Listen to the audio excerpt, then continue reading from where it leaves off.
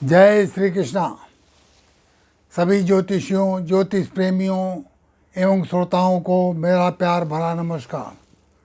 साथियों, आज हम कुंडली के द्वादश भाव के विषय में चर्चा करेंगे, जिसके द्वारा हमें जातक के हानि, व्यय, दान या मुक्त इत्यादि के विषय में जानकारी मिलती है।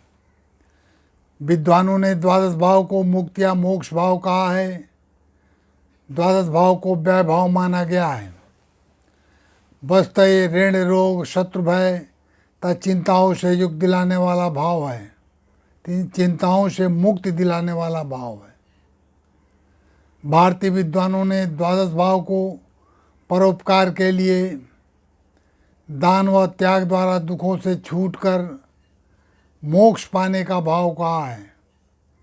द्वादश भाव में स्थित ग्रह अपने से संबंधित कारकत्व का अपव्यय कराता है, तथा व्यय जिस स्थान में बैठे उस भाव को सुख से वंचित करता है। कारण द्वादश भाव हानि या व्यय का भाव ही कहा जाता है। द्वादश भाव में स्थित ग्रहों का फल। सूर्य द्वादश भाव में होता है। इसका दृष्टि का संबंध मंगल शनि के साथ हो तो जीवन में अनेक दुख झेलने पड़ते हैं। द्वादश भाव में स्थित सूर्य पर गुरु की दृष्टि त्याग, परोपकार व बलिदान की प्रवृत्ति देती है। चंद्रमा जब द्वादश भाव में होता है तो ऐसा जातक भाव को संवेदनशील होता है तथा सहानुभूतिपूर्ण व्यवहार कर प्रशंसा पाता है। मंगल जब द्वादश भाव में होता है तो इसे विद्वानों ने द्वादशस्थ मंगल को दुख, दरिद्रता व अभाव का कारक माना है। पापी गुरु का मंगल से दृष्टि संबंध जातक की सामाजिक व आर्थिक स्थिति को नष्ट कर सकता है। द्वादश भाव का मंगल यदि शनि से दृष्टिया युक्त हो तो जातक जेल जाता है या बंधन पाता है। बुध। पाश्चात्य विद्वानों ने द्वादश भावस्थ बुध को शुभ माना है। ऐसा जातक सृजनात्मक, कल्पनाशील व मौलिक विचारों का धनी होता है।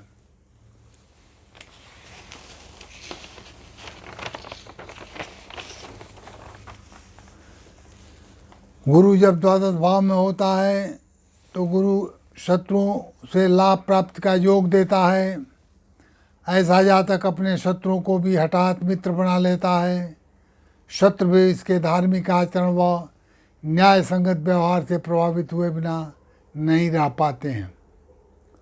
शुक्र जब द्वादश भाव में होता है तो ऐसा जातक प्रभुता संपन्न व वैभव संपन्न होता है।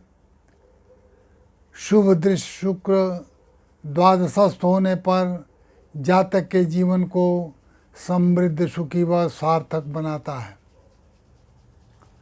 शनि जब द्वादश भाव में होता है तो द्वादश भाव में से शनि जातक को अंतर्मुखी, एकांत प्रिय तथा मनस्वी बनाता है। द्वादश शनि पर मंगल की दृष्टि आत्महत्या या दुर्घटना से दुष्मरण योग भी देता है। राहु जातक द्वादश भाव में होता है तो यह रोग, कष्ट व संताप देता है। वह बिना भी परिश्रम करे, वह आदमी कितना भी परिश्रम करे किंतु लाभ व सफलता बहुत कम व कठिनाई से मिलती है। जब केतु द्वादश भाव में होता है तो द्वादश केतु को विद्वानों ने मोक्षदाता कहा है। ऐसा जातक योगाभ्यासी, साधक व मोक्ष मार्ग का प्रतीक होता है। निश्चय ही जातक मनोरोगी व विकलांग लोगों की सेवा कर प्रशंसा का अनुभव करता है।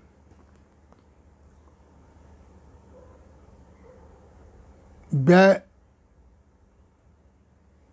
द्वादश भाव में भावेश फल के फल का विचार करेंगे। लग्नेश द्वादश भाव में होने से जातक स्वजनों से बैर विरोध कर उनसे दूर विदेश में जा बसने वाला होता है। कभी अधिक व्यय करने से धन का अभाव पाता है। द्वितीय द्वादश भाव में होने से ये शुक्र द्वादश भाव में शनि की दृष्टि से युक्त हो तो जातक भोग सामग्री व वैभव संपन्न धनी मानी तथा सम्मानित व्यक्ति होता है। कोई जातक कभी स्त्री वियोगी भी हुआ करता है। तृतीय द्वादश भाव में होने से ऐसा जातक बुद्धिमान, धार्मिक, तीर्थाटन प्रेमी, गुप्त चिंता से ग्रस्त, विवाह उपरांत उन्नत करने वाला, धनी तथा भोगों पर अधिक खर्च करने वाला विलासी होता है। कभी जातक का भाई शारीरिक व मानसिक कष्टों से पीड़ित, मंदभागी व शत्रुतास पाने वाला होता है। चतुर्थेश द्वादश भाव में चतुर्थेश की शुभ ग्रह के साथ द्वादश भाव में युति पिता का सुख तथा वैभव दिया करती है। पंचमेश द्वादश भाव में होने से, पंचमेश शुभ ग्रह या शुभ प्रभाव में होने से भक्तिमान पुत्र प्राप्त होता है।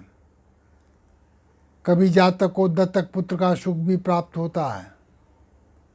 षष्ठेश द्वादश भाव में होने से, षष्ठेश शुभ ग्रह अथवा शुभ प्रभाव में हो तो जातक सुखी व भोगी होता है।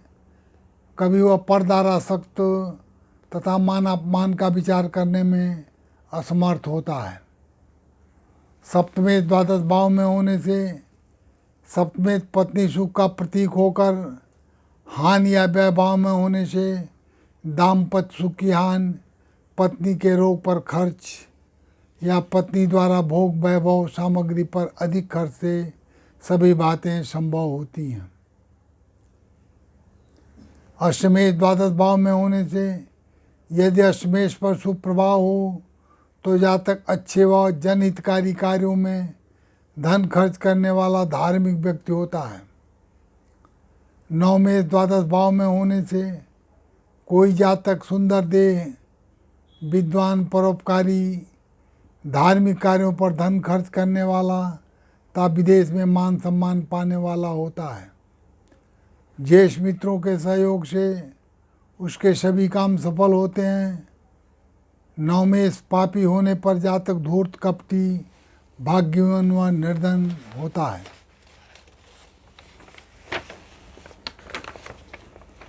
दशमेश द्वादश भाव में होने से जातक राज कार्य में संलग्न, साहसी, पराक्रमी व अपने भुजबल से समाज में स्थान बनाने वाला, स्वाभिमानी असहिष्णु होता है। कभी माता उसका परित्याग करती है तो पिता से भी विशेष लाभ नहीं मिलता। कभी विदेश या प्रदेश में आजीविका होती है। एकादशेश द्वादश भाव में होने से कोई जातक स्थिर प्रकृति, अपने भुजबल से धन कमाने वाला, स्वाभिमानीता मनुष्यों को कष्ट पहुंचाने वाला होता है। द्वादशेश द्वादश भाव में होता है तो ऐसा जातक अपव्ययी, देह सुख वंचित, क्रोधी, मातृद्वेषी, परदारासक्त होता है। वह उदार, दानी, परोपकारिता, दूसरों के हित साधन के लिए अपने सुख का त्याग करने वाला होता है। अब द्वादश भाव के संबंधित योग पर चर्चा करेंगे। दान और परोपकार के योग। द्वादश भाव पर शुभ ग्रह की दृष्टि जातक को दान पुण्य की प्रवृत्ति देती है। द्वादश भाव या द्वादशेष से गुरु का संबंध परोपकारी बनाता है। द्वादशेष यदि उच्चस्थ हो तो जातक उदार, परोपकारी व मरणोपरांत स्वर्ग पाने वाला होता है। लग्नेश ताभ्येश का राशि परिवर्तन जातक को दयालु, उदार व परोपकारी बनाता है। व्ययस केंद्र या त्रिकोण में बली होने पर जातक को उदार, परोपकारी व दानी बनाता है। जिस भाव का कारक द्वादश भाव में हो तो मनुष्य का भाग्योदय होता है, अर्थात वह भाग्यवान होता है। अनेक विद्वान द्वादश भाव को व्यय नहीं बल्कि भोग स्थान भी कहते हैं। इन्हीं बातों के साथ मैं अपनी वाणी को विराम देने के पूर्व मैं बता दूं, बोर्ड पर मेरा नाम पंडित रामनाथ मिश्र, मैं ज्योतिर्विद हूँ। मेरा नंबर है 9958527366। मेरे से संपर्क करने का समय है सुबह 8 से शाम को 8 बजे के बीच में।